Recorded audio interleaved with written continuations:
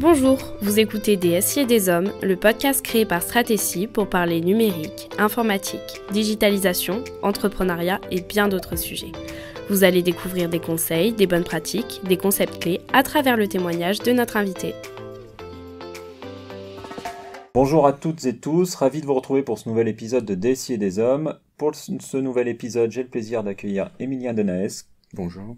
Qui se présentera avec ses nombreuses activités. Je ne saurais le décrire parce qu'il a plein d'activités.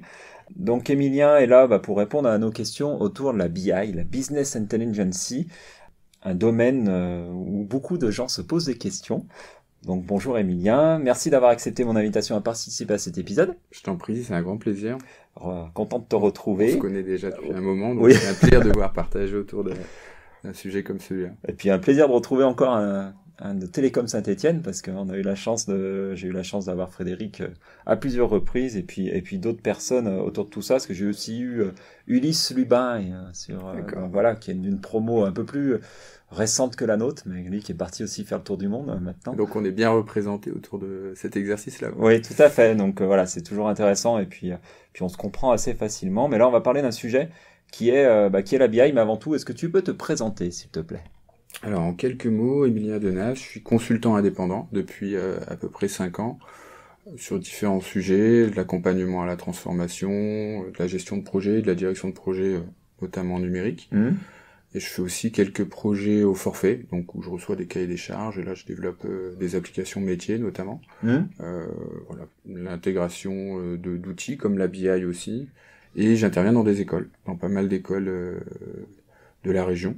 Comme Télécom Saint-Etienne, mais aussi les CEMA pour des écoles plutôt commerce, l'EM Lyon, Pigier à Lyon, d'accord. l'IRUP, l'ISTP, notamment, de l'école des mines.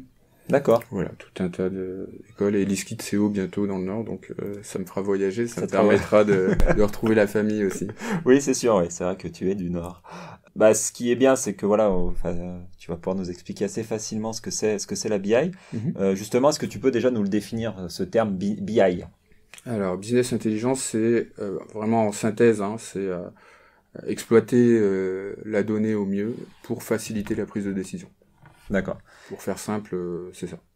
Après, il y a tout un tas d'étapes entre deux, et tout un tas de niveaux de BI, niveau d'investissement, niveau de possibilités d'apport pour la prise de décision, mais en gros, c'est ça. C'est un domaine qui date, qui date des années 60. On a eu notamment d'autres domaines qui sont venus émerger plus récemment, comme la Big Data.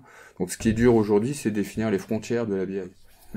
C'est là un petit peu, c'est vrai que on en discutait juste avant l'enregistrement, c'est là un petit peu la difficulté, c'est que moi, quand j'arrive en tant que DSI dans des structures, la première chose, c'est qu'ils disent, j'ai pas d'indicateur de pilotage. Ok, on essaye d'aller un peu plus loin de ce qu'ils veulent, et c'est ce que tu dis, c'est que des fois, ils veulent faire de la BI, des fois, ils veulent faire du Big Data, c'est-à-dire récolter de l'info pour en traiter, et faire du prévisionnel sur certains sujets bien précis. Ça dépend de la matière première qu'on a. La matière première, c'est la data. Donc soit on en a, et on veut l'explorer, essayer d'en faire de l'information et de la prédiction. Donc là, on est plutôt plus vers le big data. C'est le cas de pas mal d'entreprises qui ont capté des données de différentes sources de manière pas structurée du tout. Et là, on est plutôt côté big data, puisqu'il y a tout ce travail de restructuration, d'exploration de la data. Et si on a par contre une organisation métier, un certain nombre d'informations, et on veut les exploiter en indicateurs pour prendre la décision, là on est plus sur la BI. C'est-à-dire qu'on a des infos, elles sont déjà plutôt structurées, il faut peut-être l'intégrer dans une sorte de base de données unique pour ensuite en tirer profit. C'est ce que tu viens de dire est plutôt important, et va faire le lien aussi avec d'autres choses qu'on évoque dans les podcasts, la partie ERP, donc logiciel métier. Tout à fait, c'est souvent connecté. Ouais. Voilà, c'est souvent connecté à ça, mais ce qu'on remarque souvent dans les entreprises où on peut intervenir, c'est que t'as pas forcément cette base unique, mais pour toi, c'est vraiment l'étape principale. Alors, ça dépend de la maturité de l'entreprise. Il y a plusieurs étapes. Il y a collecte, ensuite agrégation, intégration, analyse, puis diffusion, présentation, diffusion. Sur la collecte, en fait, il y a des entreprises qui sont déjà très matures. Ils sont déjà bien organisés, ils arrivent à centraliser après la donnée, c'est juste qu'ils savent pas trop quoi en faire. Oui. Donc là, on va chercher à mettre en place des indicateurs fiables, à automatiser un petit peu la mise à jour et voir Parfois, c'est un process qui peut prendre plusieurs étapes, plusieurs versions pour voir ce qui est le plus parlant pour la direction. Sachant qu'en plus, on travaille pas toujours qu'avec la DG pour la BI. Oui, on peut travailler avec les directions métiers directement. Tu parlais de l'ERP, il y a aussi beaucoup le CRM aujourd'hui. Oui. Et pareil, que ce soit les frontières entre ERP, CRM, donc CRM est souvent un sous-module de l'ERP, oui, tout à fait. si on a le même logiciel, mais le CRM produit beaucoup d'informations en fait. Et typiquement, piloter l'activité commerciale ou dire, bah tiens, ici on fait énormément de chiffres, comparer les résultats, c'est le rôle de la BI. Dire telle entité juridique à tel endroit, elle a boosté son chiffre d'affaires, boosté ses ventes, bah, il faut peut-être s'inspirer, qu'est-ce qu'on a fait de particulier à cet endroit-là, ou créer une nouvelle entité dans cette région. Donc c'est un peu le rôle de la BI. Après, il y a tout ce travail effectivement d'analyse et de présentation. Et là, on va être avec la frontière d'autres domaines. C'est alors la data visualisation ou l'infographie. Même si l'infographie, je le mets un peu entre parenthèses, mais on a tendance à mettre beaucoup de choses dans l'infographie. L'infographie, c'est tout ce qui est création, créativité, mais aussi autour des statistiques. Donc on va avoir un petit peu de ça. La data vis, c'est vraiment, je passe un message, mais je suis pas forcément objectif. C'est-à-dire que je m'adresse à un public, je vais regarder à quel public je m'adresse, quel type de message je veux faire passer, et en fonction de ça, je vais choisir la projection, les graphiques adaptés. D'accord. Normalement, la BI, on a un devoir d'être neutre. Notre but, c'est d'apporter le plus de moyens possible au décideur. Et que lui, est-ce que la BI, on va dire, c'est un outil d'aide à la décision. Exactement. Voilà, mais l'analyse est plutôt faite par le top et middle management et le top management directement. C'est-à-dire qu'on leur donne les moyens de prendre la décision. On leur sert sur un plateau les meilleures informations pour qu'ils puissent prendre les décisions. D'accord. Mais il faut être le plus neutre possible. Là où la data vis, parfois on dit tiens, on est sur tel public, on va plutôt insister sur tel indicateur ou telle donnée. Là, la BI, clairement, le public, c'est middle management, top management, et un devoir neutre, objectif premier, apporter toutes les informations possibles pour que la prise de décision soit la plus juste. Pour être pratico-pratique, souvent ce qu'on voit, c'est, tu sais, les bilans, les rapports de bilan de l'année, etc. Ça, tu le mettrais dans quelle catégorie ? Alors, tu peux t'en servir de l'infographie si tu le mets sur l'intranet, tout simplement, et puis c'est pour de la culture d'entreprise. Si tu veux t'en servir pour la BI, ça va être pour l'élaboration budgétaire. Donc, tu peux t'en servir concrètement en disant, voilà, on a fait l'année N-1, on a fait ça. On est en train de construire le budget de l'année N+1, par exemple. Donc, on se base sur ces chiffres-là qui représentent le réel, et ensuite, on fait du prévisionnel. D'accord. Mais là, vraiment, comme tu disais tout à l'heure, ça appartient aux décideurs. C'est les RAF, les responsables administratifs et financiers, c'est les contrôleurs de gestion qui vont décider, on va positionner le budget à autant. Oui, ce que tu dis, et ce qui va toujours dans le sens de ce qu'on dit, le message qu'on porte, c'est que c'est au service de. La BI, c'est au service, c'est pas, ça vous donne pas quelque chose tout fait, avec directement la décision prise, il faut l'analyser, il faut regarder, et après, voilà. Alors, c'est pas péjoratif ce que je vais dire, mais c'est juste une visualisation qui est donnée à un instant T. Après, on reviendra sur l'instant T, mais c'est ce qui va permettre de décider plus facilement et de prendre les bonnes décisions stratégiques, etc. pour l'entreprise. Mais le travail du coup du projet BI, ça va être de s'assurer que tout ce qu'on capte, tout ce qu'on collecte comme données évolue au même titre que la gouvernance et l'organisation évoluent. Donc il faut maintenir un peu cette base de données, il faut souvent c'est des cubes, des cubes OLAP, ou alors des data mart, si on s'inspire un peu du big data, mais c'est des choses quand même très orientées. Il faut s'assurer en fait que les collaborateurs qui vont saisir les données puissent le faire facilement, puissent remonter le bon niveau d'information, qu'on agrège le bon niveau d'information à chacun, parce que parfois c'est aussi le responsable ou le DAF de tel endroit qui va lui avoir besoin des infos sur sa région. Donc il y a tout ce travail-là en fait d'organisation. Là où le big data, effectivement, là on sert les données pour laisser le choix, alors que le big data, c'est quand même souvent intimement lié au machine learning, à l'IA, qui elle va faire du prédictif. Ouais, c'est elle va apprendre pour dire après voilà ce qui peut se passer ou ce qui va se passer. Donc on va pas être sur les mêmes types de projets. on va laisser la main pour l'élaboration budgétaire, pour mettre en place un plan RSE, par exemple, avec des indicateurs extra-financiers. Donc là, on est toujours sur de la BI. Si on veut prédire des pannes et dire, tiens, il faut faire de la maintenance maintenant prédictive à tel moment sur telle ou telle machine, là, on est plus sur du big data et l'IA. Ok. Donc, si par rapport à ça, c'est vrai qu'on le voit, l'avantage, c'est forcément il y a beaucoup de bénéfices pour l'entreprise, c'est surtout de pouvoir accélérer et améliorer la prise de décision, avoir tout de suite des informations rapidement pour pouvoir décider après, optimiser les processus internes. Tu l'as dit par exemple avec l'exemple du RSE, mais il pourrait y avoir tout un tas d'autres choses autour de cette future certification ISO ou des choses comme ça, où les entreprises, ça va leur permettre de s'améliorer, d'augmenter l'efficience de l'exploitation, de générer de nouveaux revenus, tu l'as bien cité au début par rapport à tout ce qui est des enjeux de CRM, de commerciaux, et de prendre l'avantage aussi sur la concurrence, forcément. Vous pouvez mieux décider. Tout à fait. Alors, on se compare généralement en interne avec la BI. Rien n'exclut, si on a des datas externes, de justement coupler ça à les résultats en interne pour voir aussi là où on est meilleur, là où on est moins bon, et du coup prendre les décisions plus éclairées, quoi. Et par rapport à ça, quels sont les outils de BI? Alors, c'est vrai qu'on n'a pas dit en français ce que c'était, informatique décisionnelle. Oui. Mais quels sont les outils, parce qu'il en existe des tonnes, voilà, comment... Alors, les grandes suites logicielles, je dirais celles qui font tout. De l'intégration, de la collecte à l'intégration, mise en forme, etc. Il y a les gros éditeurs, Oracle, SAP avec Business Object, Cognos, IBM. Donc on a là les gros logiciels qui sont quand même plutôt pour les grands groupes. Ou alors si on a déjà une partie de cet éditeur sur certaines briques logicielles. Si on a un ERP, ça peut être intéressant de prendre la partie BI associée. Ça, généralement, c'est beaucoup plus facile. Les utilisateurs sont pas perdus avec l'interface. Ça facilite clairement. Ouais, et puis c'est déjà en général bien préparamétré, on va dire que les principaux indicateurs sont là. Voilà, il n'y a pas grand chose à faire. Exactement. Et puis pour le coup, le coût de licence sur cette partie-là, il est un peu modeste, on va dire, par rapport au coût de licence ERP au global. Après, on a d'autres outils, ça dépend des moyens qu'on a, ça dépend de la philosophie aussi de ce qu'on veut mettre en place. Il y a Tableau Desktop qui a pas mal le vent en poupe.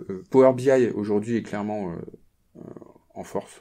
On le voit de partout parce qu'il y a une partie gratuite. Il y a une partie gratuite, voilà, inclus dans l'offre M365. C'est ça. Et clairement, en fait, l'avantage, c'est qu'on déporte un peu le travail sur les utilisateurs aussi. Donc, ils vont avoir une double compétence, leur compétence métier, la compétence logicielle. Ils vont se former. Si vous prenez des jeunes aujourd'hui, ils vont très vite sur la prise en main du logiciel. En 1 an, ils sont en capacité de développer eux-mêmes des rapports, etc., quoi. Donc après, il y a d'autres outils plus petits et plus open source, plus ouverts. Il y a Padio BI, Pentao BI, Jasper, il y a tout un tas d'outils comme ça, plutôt open source, assez complets aussi. Alors certains ont une partie ETL, c'est-à-dire la partie intégration des données qui est un peu juste ou qui est pas très paramétrable. Mais là-dessus, pareil, on peut prendre une brique logicielle d'ETL très connue, Talend, Kettle, pour compléter la suite, quoi. Ok, donc c'est vrai que tout ce que tu dis, tous ces outils vont aller de l'étape, on va dire, de collecte, de stockage aussi des données. Derrière, après, tout ce que tu as appelé de data vis, c'est-à-dire visualisation des données, ou comment elles vont être restituées ou distribuées, parce qu'aussi on peut distribuer de la donnée. Et puis après, la dernière étape, c'est comment on va les exploiter. Donc ça, après, voilà, il y a tout un tas de sujets, c'est des analyses qui vont être faites. Et justement, par rapport à ça, est-ce qu'il y a il y a des nouveaux métiers qui arrivent, les data analysts, j'entends parler moi-même chez mes clients du Power BI guy. Oui. Alors, l'idée, je pense pour ces personnes-là, c'est d'explorer un peu plus la donnée, la matière première qu'on a, et venir combiner des indicateurs plus historiques avec des nouveaux indicateurs. Donc mettre sur la table des nouveaux moyens de prendre une décision encore plus éclairée. Donc il y a des entreprises aujourd'hui qui cherchent vraiment la souplesse et qui partent sur des outils même complètement gratuits. On prend Google Data Studio, on peut faire toute la partie DataVis très facilement. D'accord. Alors il vaut mieux avoir la suite Google derrière. Et bon, après, côté RGPD, on est plutôt avec des acteurs américains, donc il y a forcément des contreparties, on va dire, pour dire ça gentiment. Mais l'avantage, c'est que c'est hyper souple, et derrière, on veut changer complètement, on peut facilement. D'accord. Mais alors, les data scientists, data analysts sont quand même plus, eux, sur un peu avec la frontière du big data qu'on évoquait tout à l'heure. Et donc, leur rôle, c'est partir de sources non structurées, de données complètement variées. Donc big data, c'est volumétrie, vélocité, variété. Après, je crois que c'est valeur et véracité. C'est surtout beaucoup de données pas structurées. Essayer d'aller explorer ça. Comment partir d'un data lake notamment. Donc là, c'est vraiment la chambre de l'étudiant en désordre. Après, on a le data warehouse où c'est en ordre, mais avec des activités quand même multiples et un peu mélangées. Et le data mart, là, on a pour chaque activité un coin de la chambre qui est bien rangé. Donc ces métiers-là, ils vont certainement participer à cette transformation de l'information brute, de la raw data vers quelque chose de plus consolidé, qui peut ensuite apporter de nouveaux indicateurs, une nouvelle possibilité d'analyse. D'accord.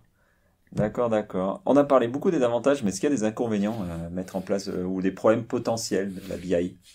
Alors, il faut bien cerner au départ dans quoi on s'embarque.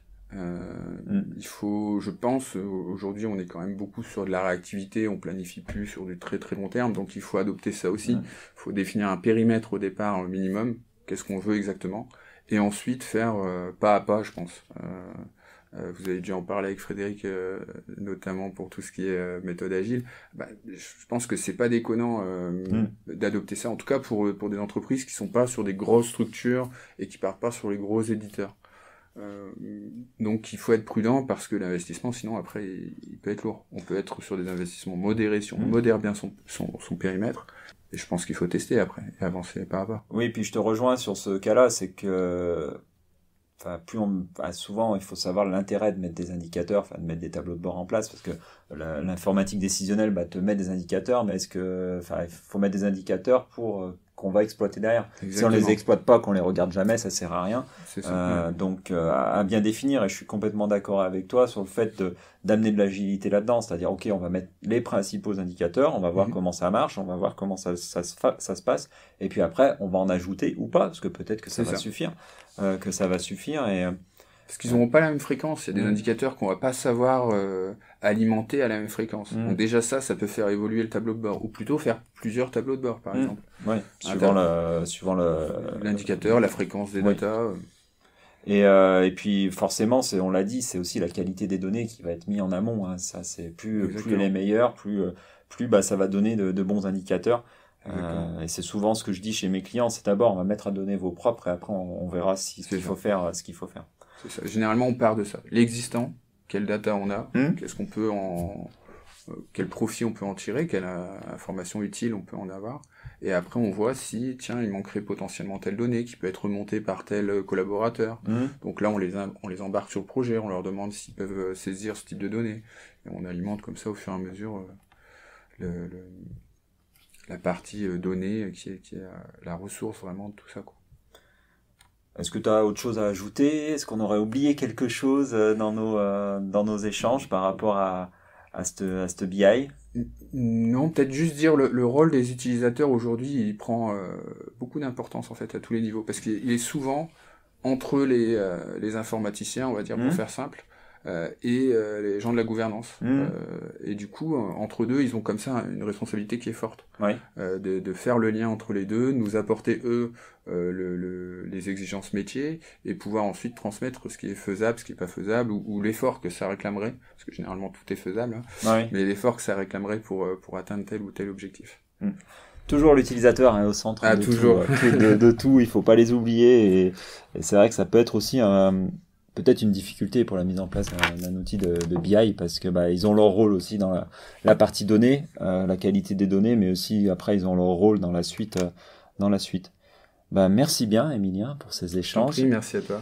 Si on peut te retrouver où si les gens ont des questions sur ces sujets-là Alors j'ai un site que j'ai pas mis à jour depuis longtemps, hein, comme on dit, c'est les coordonnées puis ma chaussée. Oui, tout à fait. Mais bon, normalement on devrait trouver mes contacts assez facilement. Ouais.